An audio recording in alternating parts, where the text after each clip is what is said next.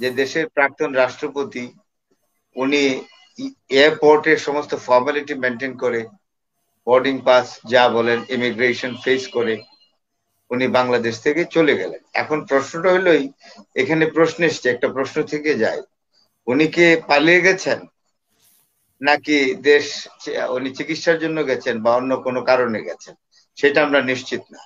উনি পালিয়ে পালিয়ে যাওয়া মানুষ কি ইমিগ্রেশন ফেস করতে পারে? আমার একটা প্রশ্ন এখানে। জনাব আব্দুল হামিদও উনি যে দেশে গেলেন সেখান থেকে উনি কোনো স্টেটমেন্ট দেননি যে উনি কেন গেলেন, সেই কথাটা এখনো বলেননি। উনি কি আসলে ওনার বিরুদ্ধে মামলা আছে বলে গেলেন, নাকি উনি চিকিৎসার জন্য গেলেন, না কোনো অন্য কোনো কাজে গেলেন, নাকি উনি বিদেশে বেড়াতে গেলেন, আমরা কিন্তু এই বিষয়টা একেবারে নিশ্চিত না। কে ভেতরে পর্দার আড়ালে কলকাঠি নাড়ছে, কে তাদেরকে চালাচ্ছে, বা যারা ছাত্র নেতা আছে এখন বৈষম্য বিরোধী, হ্যাঁ, তাদেরকে কে চালাচ্ছে এগুলো খোঁজার দরকার নাই। আমি খুব প্লেন হিস্ট্রিতে বিশ্বাস করি। আজকে এই কার দিন নির্দেশেই চলে গেল আব্দুল হামিদ সাহেব? কার নির্দেশেই বা উনি খুবই আমি নিরাপদ আমি দেশ ত্যাগ আমি করলেন? একটা কথা বলি, এখন 11টা 5 বাজে, আজকে 9 তারিখ, তাই না আপা? জি, 10 তারিখ। আজকে আজকে 10 তারিখ, তার মানে কি আজকে হলো 10ই মে। মে। তাইলে 10ই মে আওয়ামী লীগকে আপনার এক্সিকিউটিভ অর্ডারে নিষেধ করা হলো, এবং এইটাই হলো এখন ইতিহাস। এইটা কালকের থেকে, আগামীকাল থেকে এটা ইতিহাস হয়ে যাবে, এবং এইটার বিচার করবে এবারে, এই ইতিহাস কতটা সঠিক কতটা বেঠিক তার বিচার বিশ্লেষণ করবে আগামী প্রজন্ম। সুতরাং কে কার পেছনে রইলো এটা ইনস্ট্যান্টলি বলা মুশকিল। এটা আসলে একটা গবেষণার বিষয়, যদি কেউ পেছনে থেকেও থাকে এটাকে বের করতে হলে গবেষণা লাগবে। আপাতত আমরা জানলাম যে ইন্টেরিয়াম গভর্নমেন্ট এক্সিকিউটিভ অর্ডারে আওয়ামী লীগ নামক একটি রাজনৈতিক দলকে নিষিদ্ধ ঘোষণা করেছে, বাস এতটুকুনি থাক। এইগুলো খুঁজে লাভ কি, কে, সেটা রিসার্চের বিষয়। আওয়ামী লীগ নিষিদ্ধ হয়েছে, এই বিষয়টার উপর যদি কেউ পরবর্তী সময়ে গবেষণা করতে চায়, আজকে 10ই মে, হ্যাঁ, 2025 সাল, আওয়ামী লীগ নিষিদ্ধ ঘোষিত হয়েছে, সেটার উপরে আগামী দিনগুলোতে যদি কেউ রিসার্চ করতে চায়, সেই গবেষণা বা রিসার্চের মধ্য দিয়ে বেরিয়ে আসবে এর পেছনে কোনো কেউ ছিল কি ছিল না, নাকি এটা বর্তমান রাষ্ট্র বা সরকার এটা করেছে। সুতরাং আর আব্দুল হামিদ সাহেব বিদেশে গেলেন, উনি তো ছিলেনই অন্তত 5ই আগস্ট থেকে হিসাব করলে তো উনি প্রায় 9 মাসই কাটালেন এখানে, তাই না? 9 মাস পুরোই কাটিয়ে গেলেন। তো উনি গেছেন দেশের রাষ্ট্রপতি, এবং কারা উনাকে পাঠিয়েছেন, তো উনি উনি ওনার বিরুদ্ধে, উনি যদি দোষী হন বা ওনার বিরুদ্ধে মামলা হয়ে থাকে আমি জানতাম না, যাওয়ার পরে শুনলাম যে মামলা ছিল। তো ওই এত বড় সময়ের মধ্যে ওনাকে তো আর গ্রেফতার করা হয়নি।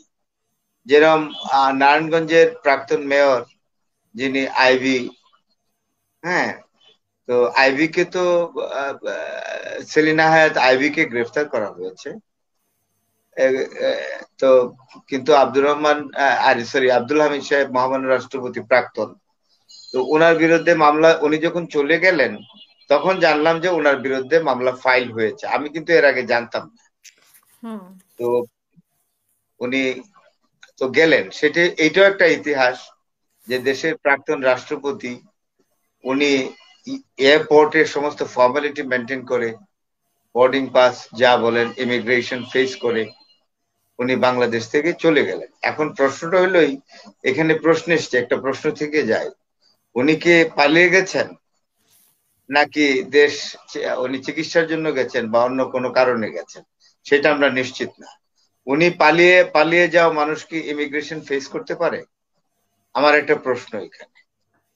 যিনি ফিউজিটিভ হবেন, পলাতক, এটা আমাদের মহসিন রশিদ ভাই খুব ভালো বলতে পারবেন। উনি এই বয়সে উনি আইনের দিক পাল এই দেশে। উনি তো ফিউজিটিভ একজন লোক, অর্থাৎ পলাতক মানুষ যদি হয়ে থাকে বাংলাদেশে, উনি পলাতক থাকেন, ফিউজিটিভ আমার বিরুদ্ধে মামলা থাকলে আমিও ফিউজিটিভ হতে পারি, আমি পুলিশ বা আইন প্রয়োগ ফাঁকি দিয়ে অন্য কোথাও লুকিয়ে রইলাম, তাই না? এখন আমার প্রশ্ন কিন্তু খুব আপনাকে সোজা। শোনা যাচ্ছে না। তো এখন ঠিক আছে। হ্যাঁ, তো আমি একটা ফোন এসেছিল, ঢুকে পড়েছে। তো আমার কথা হলো, উনি যদি পলাতক বা ফিউজিটিভ হয়ে থাকেন, তাহলে উনি এয়ারপোর্টে সমস্ত ফর্মালিটিস মেনটেন করে উনি কিভাবে ফ্লাই করলেন? এটা হলো আমার প্রশ্ন। এরপরে এখন বোঝা যাবে, এখন আমরা বুঝতে পারছি না। এবং মহামান্য প্রাক্তন রাষ্ট্রপতি জনাব আব্দুল হামিদও উনি যে দেশে গেলেন সেখান থেকে উনি কোনো স্টেটমেন্ট দেননি যে উনি কেন গেলেন, সেই কথাটা এখনো বলেননি। উনি কি আসলে ওনার বিরুদ্ধে মামলা আছে বলে গেলেন, নাকি উনি চিকিৎসার জন্য গেলেন, না কোনো অন্য কোনো কাজে গেলেন, নাকি উনি বিদেশে বেড়াতে গেলেন, আমরা কিন্তু এই বিষয়টা একেবারে নিশ্চিত না। তো একজন প্রাক্তন রাষ্ট্রপতি দেশ ছেড়েছেন, এটার উপরে আমি মনে করি যথাযোগ্য আপনার তথ্য না থাকলে আমি এটার উপরে মন্তব্য করব না। এটা হলো আমার কথা। হ্যাঁ, যদি উনি এমনিতেই দেশ থেকে যে অন্যান্য নেতারা যেভাবে পালিয়ে গেছেন বর্ডার ক্রস করে আওয়ামী লীগের, তাদের ব্যাপারে বলি যে তারা পলাতক, তারা পালিয়ে গেছেন। কিন্তু আব্দুল হামিদ সাহেব যেহেতু সমস্ত এয়ারপোর্ট দিয়ে কিছু গেছে। ইমিগ্রেশনের সমস্ত কিছু মেনটেন করেছেন, সেই জায়গাটাকে আমি, উনি পালিয়ে গেছেন এই কথাটা আমি আইনগতভাবে বলতে পারছি না। এই হলো কথা। তো এরপরে যে বিষয়টাকে আমি বলতে চাই যে দেখেন, সময় আছে, আরো সময় আছে, যেহেতু কিছু ঘটনা এখন ঘটছে, জরুরি ঘটনা, যেমন আওয়ামী লীগ আজকে নিষিদ্ধ ঘোষিত হলো। তারপরে আরো কি হয়, এগুলো সম্পর্কে যদি আমরা আরো মানে মন্তব্য করতে চাই, যেগুলো খুব প্র্যাগম্যাটিক কমেন্ট হবে, সেটার জন্য আমার মনে হয় আজকের শোতে কোনো মন্তব্য করা, it will be too hasty to make the comment.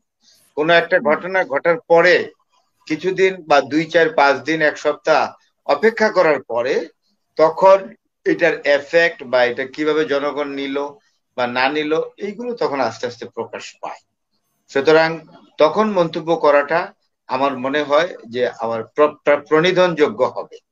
এখন ইনস্ট্যান্টলি অন্তত আমি মন্তব্য করব না। মহসিন ভাই করবেন কিনা আমি জানি না। মহসিন ভাইও বর্ষিয়ান মানুষ, আমিও ওনার পরে বোধহয় এখানে আমার বয়স বেশি ভাই। আর আমাদের মেজর ভাই আছেন, উনি হয়তো করবেন কিনা আমি জানি না, হয়তো বা করবেন। তো যাই হোক, হ্যাঁ, মন্তব্য হতেই পারে। তো আমি মনে করি যে কিছুটা সময় নিয়ে মন্তব্য করাই বোধহয় ভালো হবে। জি। ধন্যবাদ।